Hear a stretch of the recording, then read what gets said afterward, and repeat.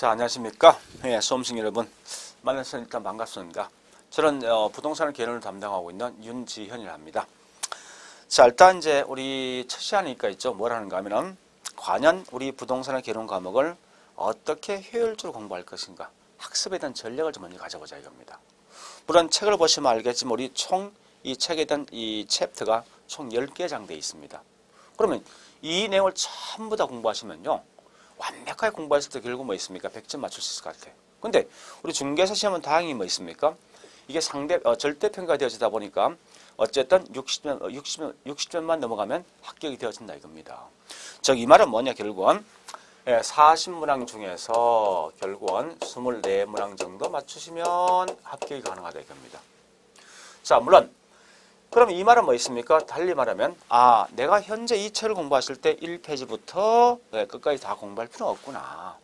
시험에 항상 자주 나는 지문, 중요한 것만 공부해도 충분히 뭐 있습니까? 우리는 합격할 수 있다는 겁니다. 따라서 우리 책에 있는 내용들 중에 다 하는 게 아니라 결국 뭐 있습니까? 가장 중요한 파트를 하는데 자, 일단 공부하실 때 부동산학에 대한 성격을 좀 아셔야 돼요. 현재 우리가 지금 쓰고 있는 부동산학 개론 과목은 원래 부동산 관련되어 있는 여러 가지 분야를 조금씩 끌어모아서 뭐 있습니까? 하나의 학문을 만들어진 게 뭐냐? 곧 이게 부동산학이다. 따라서 이 말은 뭔가 하면 현재 우리 책에 보니까 총 10개 장돼 있죠? 그죠? 돼 있는데 자, 목차를 보시면 알겠지만 1장에 있는 총론을 갖다 모른다 해서 2장에 있는 경제론을 갖다 뭐 있습니까? 전혀 모르냐. 그건 아니더라. 이 말은 여기 있는 총론과 경제는 별개의 과목이 되어지다 보니까 결국은 따로따로 분리해서 봐도 화자 없다는 겁니다. 따라서 그러면 항상 보니까 시험에 자주 출제되는 어떤 파트가 있을 겁니다. 즉 가장 중요한 어떤 파트가 분명히 있을 겁니다. 그러한 이 부분 위주로 공부하시는 게 훨씬 더 효과적이고 훨씬 더 많은 점수를 가져갈 수 있다는 이런 말을 의미합니다. 자, 그러면 잠시 우리 책에 있는 목차를 보시고 자, 책 맨 앞에 이 차례 목차 보세요. 1장이 뭡니까? 같이 이제 말로 이야기하죠. 1장 보니까 부동산 총론이죠. 자, 1장, 그 다음에 2장 가볼게요. 2장은 뭐냐? 경제론. 그 다음 3장은 부동산 시장론. 4장 가보니까 부동산 정책론. 5장 투자론. 6장은 금융론이고, 그 다음 7장은 보니까 부동산 개발, 관리, 마케팅 돼 있다죠. 그 다음에 8장, 9장, 10장, 즉 감정평가 1, 감정평가 2, 그 다음에 가격 공시제도. 이걸 전부 다 묶어서 뭐라냐? 감정평가다라고 말한답니다. 자, 제가 앞에 서두에 말했지만 이런 총 10개 장이 되어 있지만 이 내용 중에서 우리가 반드시 시험에 굉장히 많이 나고 반드시 공부할 파트가 있습니다. 그게 뭔가 결국은 여기 있는 크게 6개 파트입니다. 즉 우리 책을 본다면 뭐 있습니까? 여기 있는 2장에 있는 경제론은 반드시 공부하셔야 돼요. 경제가 실제 보니까요. 매년 6개에서 9개 정도 시험 나온다 이겁니다. 또한 야채 뭐 있습니까? 4장에 있는 정책론도 보니까 매년 기본이 4개고 여기 보통 4개에서 6개 나오지만 그 중에 특히 뭐 있습니까? 2개 정도는 매년 보니까 그 해에 보니까 핫 이슈가 되고 있는 시사성 있는 문제가 1-2개 정도 시험 나오더라 이겁니다. 그리고 여기 있는 5장에 있는 투자로는 실제 매년 7개에서 9개 정도 시험 나온답니다. 그리고 6장에 있는 금융론을 보니까 한 5개에서 6개, 좀 심할 때는 9개 정도 보통 시험 나오기도 합니다. 자, 그리고 뭐 있습니까? 저기 있는 개발과 입주는 그냥 넘어가시고 그 다음에 저기 있는 8장, 9장, 10장에 뭐 합쳐서 우리 감정평가요. 이건 딱 정해져 있습니다. 매년 6개 정도 시험을 내야 된다. 이렇게 말한답니다. 자, 일단 제일 먼저 봐보자고요. 여기 있는 투자하고 금융, 정책, 그 다음에 경제, 그 다음에 감정평가 요 내용을 다 합치면 대충 몇 개 정도 시험 출제됩니까? 약 한 30개 정도 출제되는 거죠.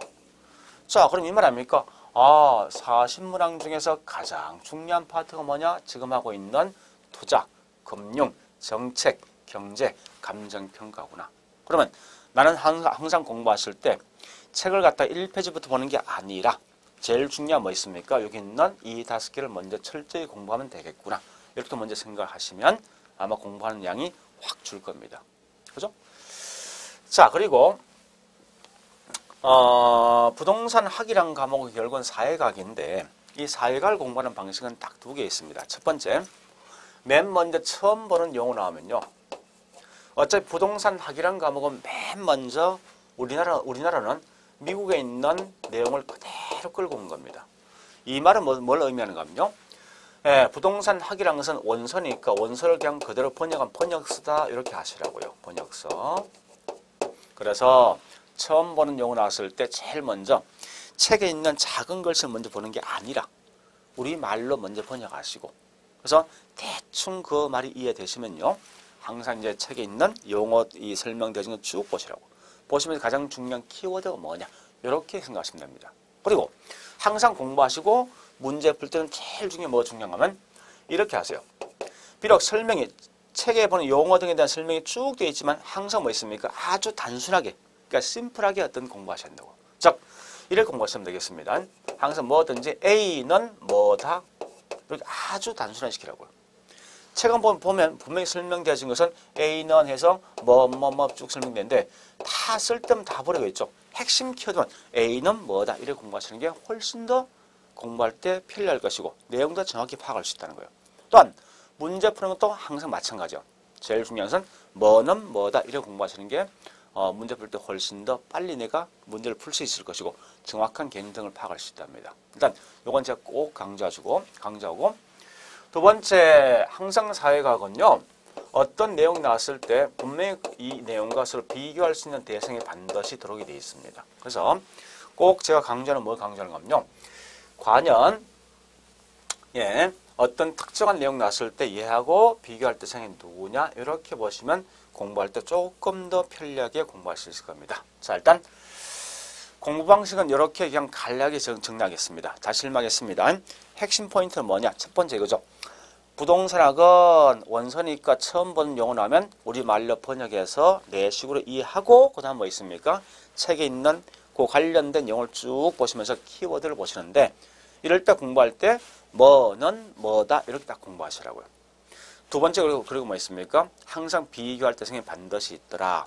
그 다음 세 번째 제일 중요한 것은 내가 우선 공부할 것은 여기 있는 총 몇 파트입니까? 하나, 둘, 셋, 네 개, 다섯 개죠.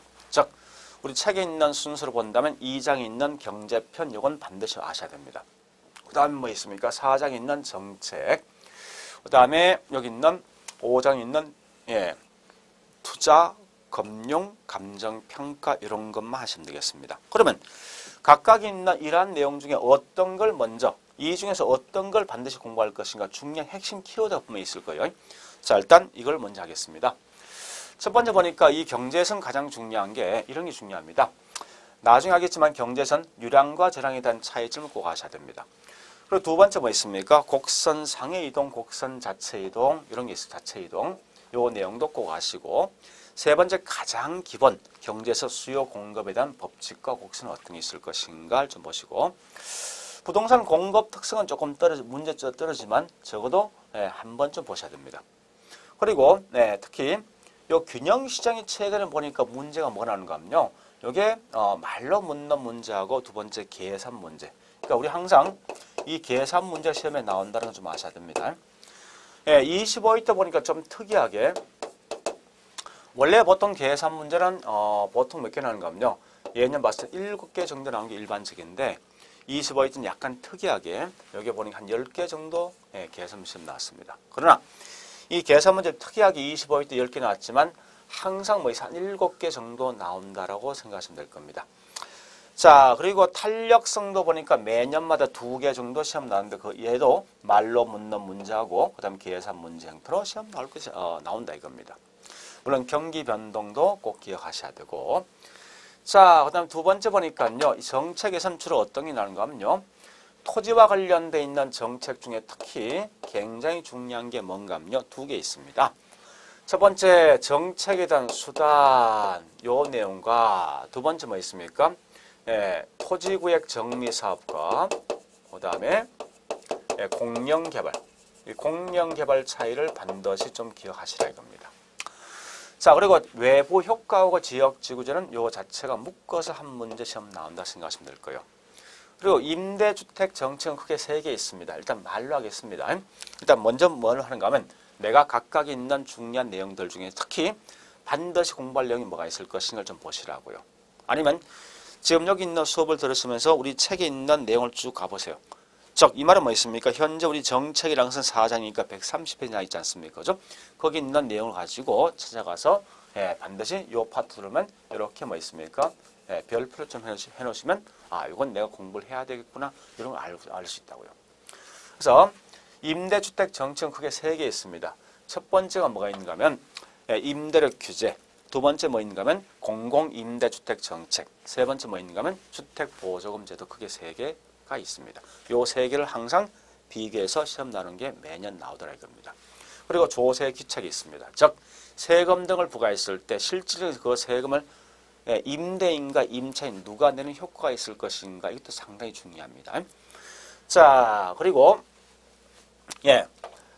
다음에 이제 금융론도 실제 중요한 6개 정도 나와 있습니다. 그 중에 첫 번째 저당 상환 방법이 있을 겁니다. 즉, 이 말은 저당, 은행에 저당을 잡고 돈을 빌려갔으면 어떻게 갚을 것인가?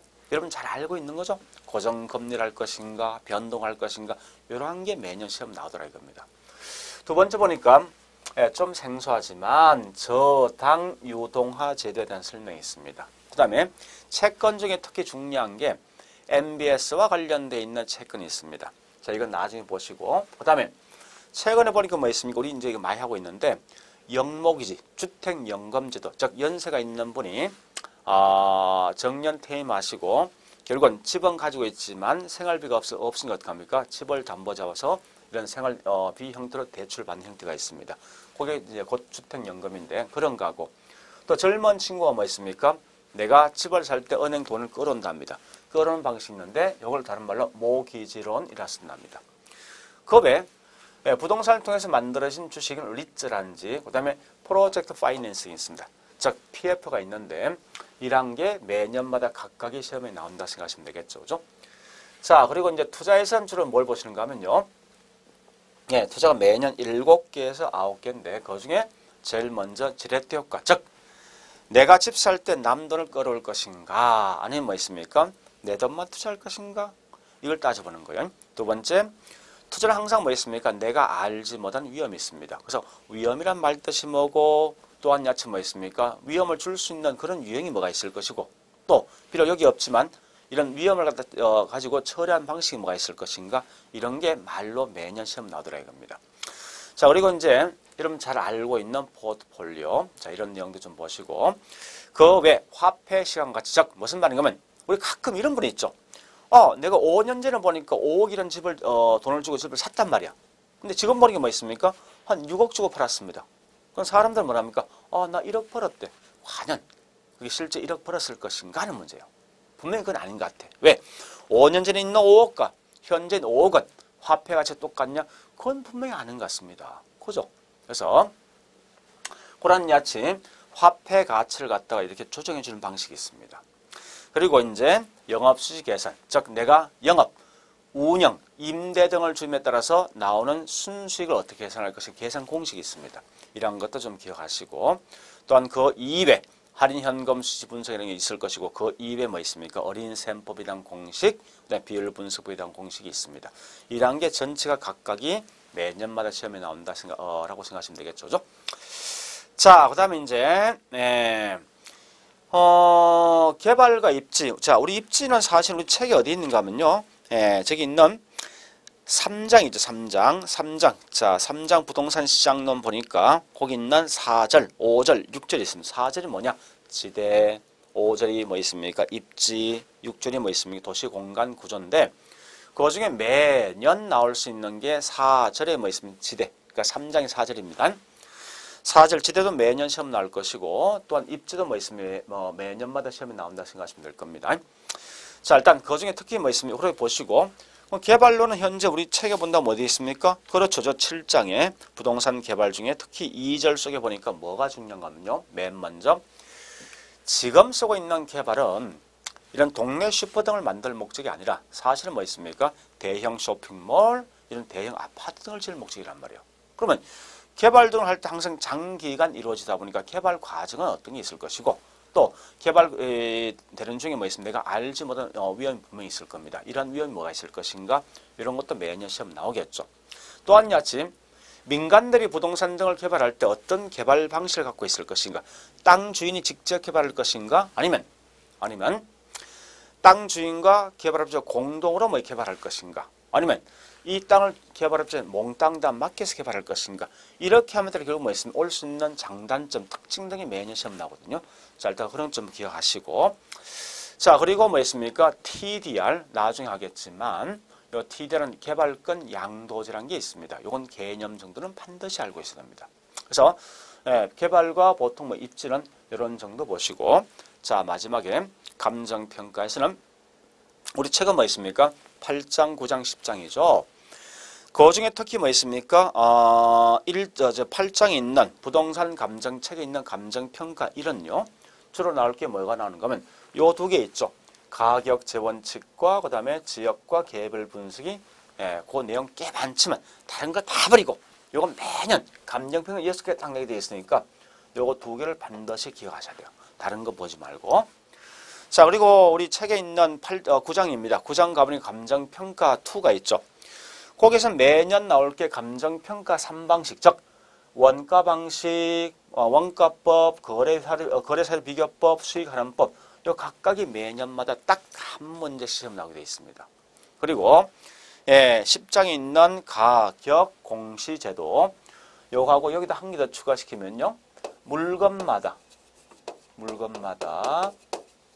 원가법이나 거래사료 비교법, 수익환원법 중에 어느 걸 쓸 것인가 이게 규정되어 있거든요. 그래서 물건별 감정평가라는 게 있습니다. 그래서 실제 여러분들 여기 있는 이러한 내용만 공부하시면 감정평가 매년 6개 나 있는데 적어도 여기서 5개 이상은 반드시 맞추게 되어 있습니다. 알겠죠? 그래서 자, 일단 제가 꼭 강조하는 건 다른 거 없습니다. 첫 수업이니까 그냥 우리가 이 과목을 어떻게 공부할 것이고 또 어떤 내용이 중요할 것인가 그런 파악할 목적이다 보니까 항상 여러분 생각할 때 부동산한 개론은 어떻게 생각하면 나는 공부할 게 여기 5개 파트가 있다. 즉 무슨 말이냐? 경제론, 그 다음에 정책론, 그 다음에 투자론, 그 다음 뭐 있습니까? 금융, 그 다음에 감정평가. 요건 빼놓더라도 뭐 감정평가까지만 여러분 공부하시면 내가 원하고 있는 실제 이게 30문제 이상 시험 나니까 26개 정도 충분히 맞출 수가 있더라. 즉 이 말은 우리 책에 있는 전체 내용을 다 공부하지 않고 책 내용 중에 3분의 2 정도만 공부해도 충분히 뭐 있습니까? 합격이 가능하다 이겁니다. 일단 그렇게 어떤 합격 전략 세우시면 될 겁니다. 자, 일단 이제 첫 수업은 현재 오리엔테이션이니까 그냥 이렇게 시험이 나온다는 정도 아시고 다음 시간부터 뭐 있습니까? 이제 책에 있는 1페이지부터 수업하겠습니다. 자, 오늘은 이 주로 시험이 어떻게 나오냐, 어떻게 공부할 것인가 이런 기본적인 내용에 대해서 설명했습니다. 자, 수고했습니다.